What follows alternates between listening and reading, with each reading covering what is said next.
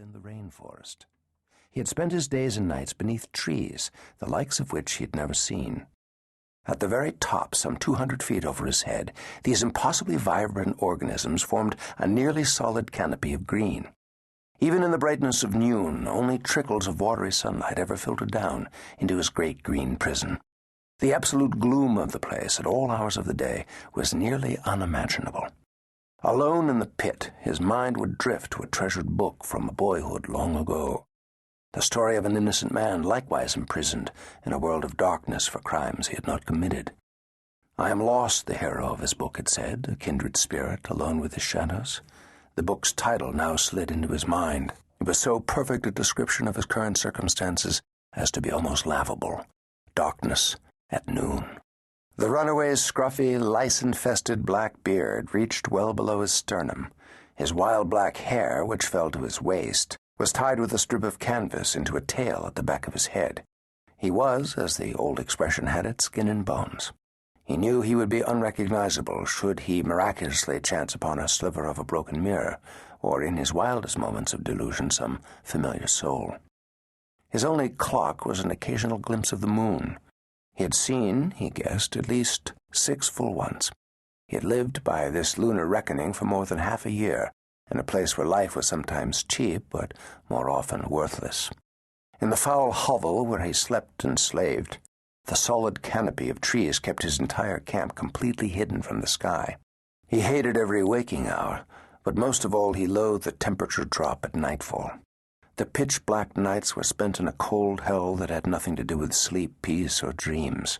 His home, before he managed to escape, had been a shallow pit, a dank hole he'd shared with others of his ilk, men whose names he did not know. At the bottom of his pit, where he slept and ate and defecated, a fetid pool of water. It was bone cold in that pit.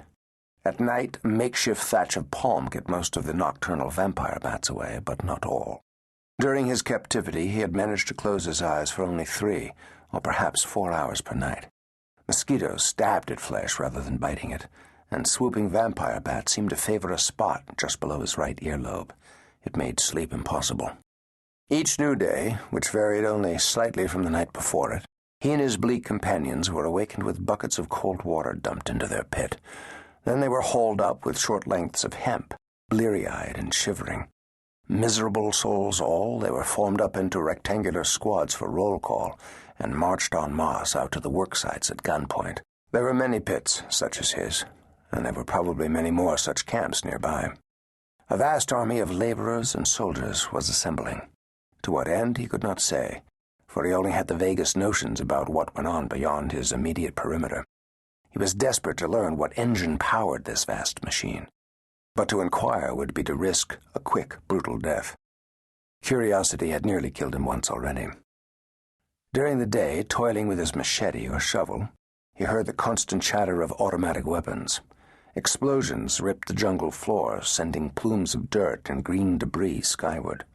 Gunfire was his perpetual soundtrack. The guns never stopped. At night, when the prisoners had their weekly bath at the river, he saw tracer rounds arc across the sky, and shells bloom and thud, hammering the air. He never knew why.